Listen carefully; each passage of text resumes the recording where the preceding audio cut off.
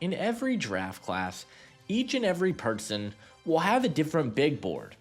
On that big board, players will be higher or lower than where the consensus may have them. Whether you call them your draft crushes, your my guys, there are always players in the community that people fall in love with. And today, we're going to be talking about one of my favorite under-the-radar prospects in the class. Rutgers left tackle Hollinpierce is the most criminally underrated player in the entire draft class. He has not only an incredible background, but he had incredible production for the Scarlet Knights and is a player who profiles as a true tackle in a class that doesn't have a lot of those players. Where does Pierce rank in this class, and how highly could he hear his name called? That is what we will be going over in today's video. But hey guys, if you guys are new to the channel, consider hitting that like and subscribe button. Also, be sure to check out my Patreon page, where you guys will be able to get exclusive access to my in-depth draft guide and big board with over 500 prospects and scouting reports, with all the measurement information, analytics, and combine and pro day numbers that you guys need to be successful this draft cycle. All of that for just $5 a month. I don't think you're going to find a better deal on the market, and if you enjoy my NFL draft content, I highly recommend you guys checking it out. Leave a comment on this video and let me know which prospects you guys would like to see in the future, and without further ado, let's take a closer look at Hollinpierce. Pierce has one of the best stories of any player in college football. He started his career as a walk-on at Rutgers and came into his collegiate career at 450 pounds. He got in shape and has been a pretty great player for the Scarlet Knights throughout his collegiate career.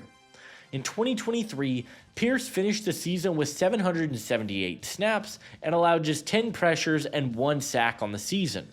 In 2024, his snaps increased up to 918, and he allowed 21 pressures and 1 sack on the year. Pierce dominated at the Shrine Bowl, and in my opinion, is the most slept-on prospect in the entire class. The first thing that stands out with Pierce is his absolutely ridiculous size. We knew he was going to have good measurements at the Shrine Bowl, but some of these numbers are just absolutely ridiculous. He's 6'7", 342 pounds, which in and of itself is absolutely nuts. But he has 36 and 5/8 inch arms and an 86 and 5/8 inch wingspan, which are just absolutely ridiculous numbers. He is a mountain of a man, and his size profile is incredible. As a run blocker, I was thoroughly impressed by what Pierce showed on tape. He was just a bulldozer in the run game. He showed some solid quickness at getting to the second level, and he was able to just dominate defensive players and run them over. He had an 83.5 run blocking grade in 2024 per PFF, and for a player as big as Pierce is, I actually felt like he was a better athlete than what people were expecting, and he's one of the better run blocking tackles in the draft class. As a pass protector, Pierce has some solid technique. His anchor is up and down, but overall is pretty good. He's an immovable object at times. If he gets proper hand placement, it seemed like he was going to win the rep 99% of the time. He is so strong, but I also felt like he showed good hands and had fantastic grip strength. Overall, I was really impressed with the tools he showcased, and that is something that I do think will translate well to the NFL level. The biggest issue that I have with Pierce, and potentially what could lead to him having struggles in the NFL, is the lack of elite waist bend.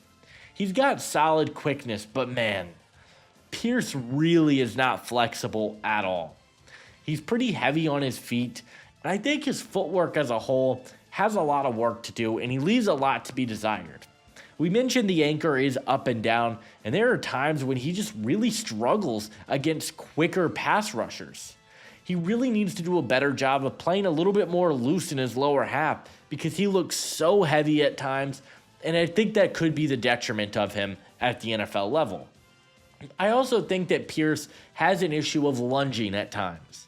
He is a taller tackle who has some issues with his pad level.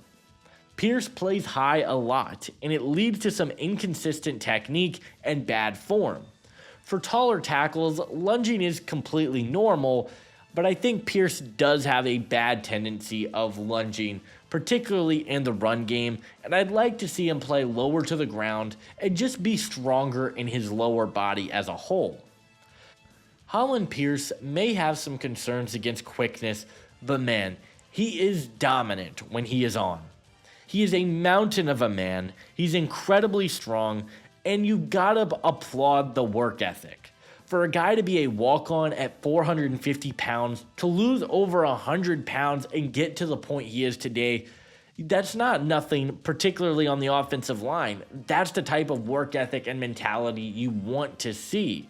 He can play in the run game, he's good in the passing game, and I know it's gonna sound crazy what I'm about to say, but Pierce is my number 8 tackle in the draft class. And you heard that correctly. He's absolutely incredible and one of my guys in the draft. He's my number 49 overall prospect in this draft class. Pierce is a pretty versatile prospect in the class. I've seen a lot of people saying he's pretty scheme specific given the inconsistent footwork, but I think Rutgers did a pretty solid job of playing both the run and pass. And while I think he is better suited in a scheme that prioritizes the run game, I think he can develop to being a really solid pass protector in the NFL. My player comparison is a lofty one, but he reminds me a ton of Tyron Smith. Smith has absolutely ridiculous size and has been fantastic throughout his career. He's a good run blocker, he's a good pass protector, and can do a little bit of everything for you at the next level. I think Pierce has that type of upside, and if he falls into the right situation, could be a major steal for whoever ends up drafting him. Hollinpierce is a bulldozer. He is one of the largest players in this class, but he's a dominant player with upside as a run blocker and as a pass blocker. He's one of my favorite players in the class, and while I don't know exactly where the league will value him, ultimately, I believe that Hollinpierce will be a top 100 pick in the 2025 NFL Draft.